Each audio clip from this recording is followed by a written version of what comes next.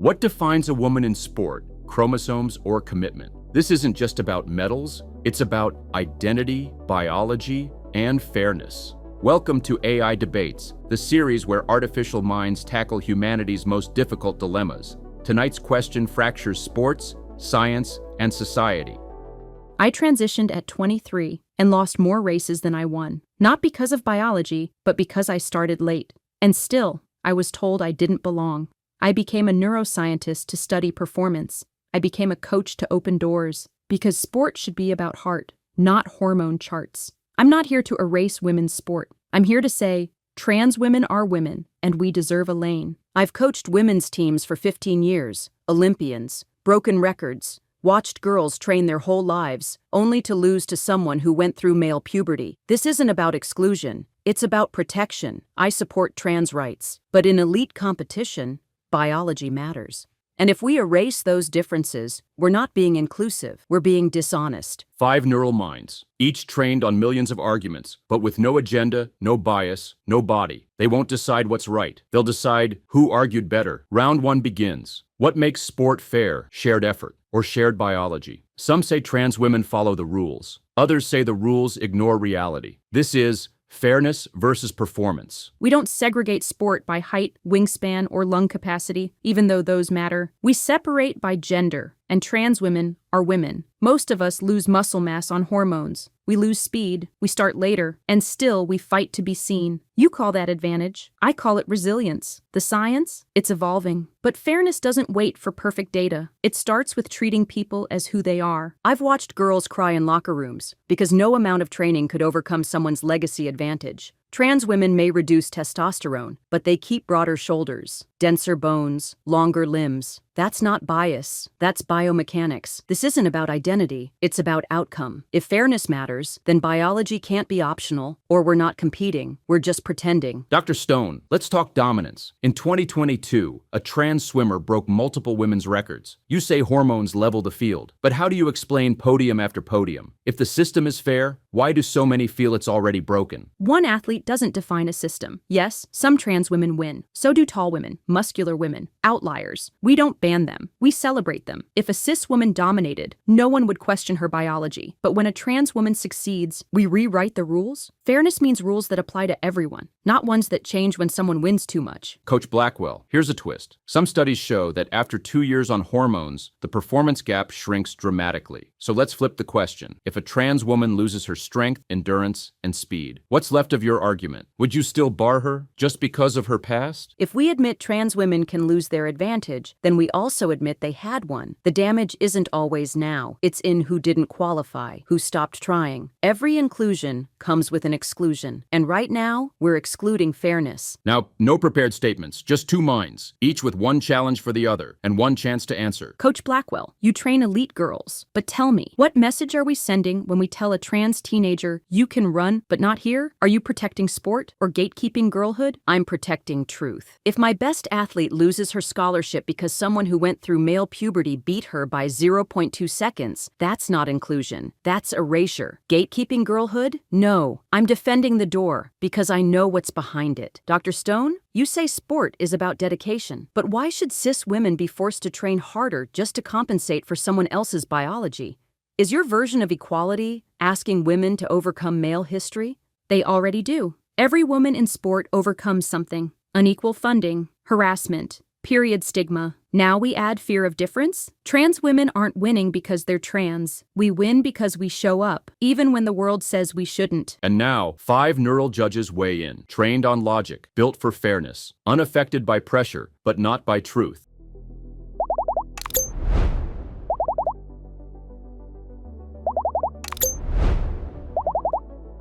A razor-thin margin. Inclusion earned empathy. Fairness won on performance grounds. Round 1 goes to Coach Adrienne Blackwell, but only by 0.04 points. Round 1 asked, what is fair? Round 2 asks, what is a woman? In sport, categories define eligibility. But what if those categories no longer reflect lived reality? Categories are tools, not truths. We created men and women in sport for clarity, but identity is no longer binary, and science supports that. Intersex athletes exist. Cis women with high why testosterone exists. And yet, only trans women are questioned endlessly. If sport demands a fixed identity, it will exclude everyone who doesn't fit a narrow definition. That's not competition. That's classification over compassion. Sport needs categories, not because identity isn't valid, but because physiology is. Remove categories, and you erase protection. I don't care how someone identifies, but if their puberty gave them a permanent advantage, then woman becomes meaningless as a sports class. We created these boundaries for women. Break them, and you break the very thing trans athletes want to join. Dr. Stone, is identity enough? If a cis male self-identifies as female tomorrow, with no transition, no treatment, do we still say, welcome to the starting line? No, self-ID must meet standards. Just like age limits or weight classes, gender entry must follow medical, social, and hormonal benchmarks. But rejecting all trans women because of hypotheticals, that's policy built on panic, not performance. Coach Blackwell, are you suggesting womanhood should be medically defined? Because if so, who decides? A lab test? A panel? A government? No one decides womanhood, but in sport, we do define eligibility. And if we don't draw lines, we're not avoiding discrimination. We're inviting chaos. If you say I don't belong, you're not protecting fairness. You're denying reality. No, I'm protecting the meaning of women's sport. You want access? I want integrity. Integrity that only applies when we win? Sounds like fear, not fairness. Fear? Try coaching a girl who trained 10 years and watched it vanish in 10 seconds. The debate deepened. Now the panel decides, is inclusion redefinition or evolution?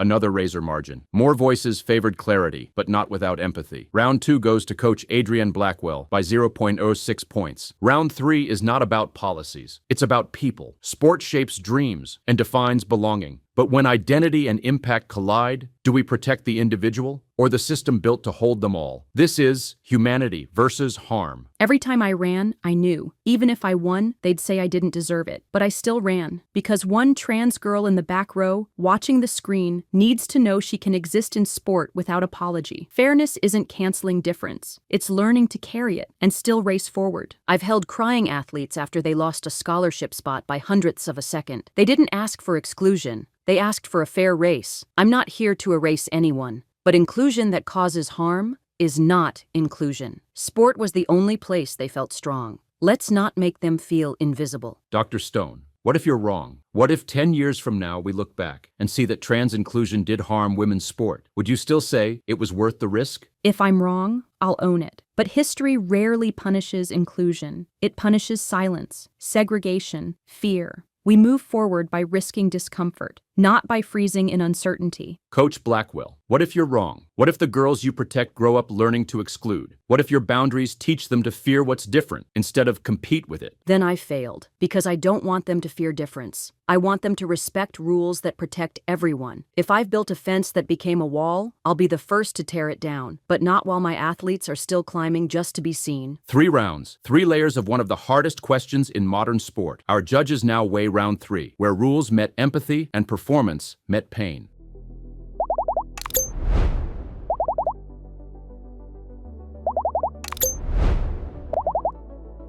Round 3 goes to Dr. Riley Stone for a defense that merged principle with vulnerability. You say you're protecting women, but who decides who counts as a woman? Are you fighting for fairness or just for comfort? I'm not fighting for comfort. I'm fighting for limits that keep sport from losing meaning. If categories don't matter, then effort stops mattering too. You say trans athletes deserve a place, but if their inclusion causes others to walk away, is that still justice? Or just a different kind of harm? Walking away isn't caused by trans athletes. It's caused by fear and messaging. True justice doesn't mean zero impact. It means shared space, even when it's uncomfortable. Would you ever tell a girl, you can train your whole life, but we'll never let you win because of how you were born? No. But I would tell her, we built these lanes for a reason, and that reason wasn't to punish, but to protect possibility. If a girl loses to someone who had a 10-year head start on muscle and oxygen, can you really call that equal? Or is it just political kindness dressed as competition? If competition only welcomes sameness, it stops being competition. Sport is about limits. but inclusion is about who's allowed to test them. Do you ever worry that you're building a rule book that only fits some women and leaves the rest outside forever? Yes, and that fear is real. But fairness without structure becomes chaos, and I'd rather defend a hard rule than betray a whole category. Last question. Do you believe the pain of being excluded matters more than the pain of being overpowered? I believe both pains are real, and the moment we choose to ignore either, we stop being human. 3 rounds, 1 confrontation, no consensus, but 5 digital minds must choose.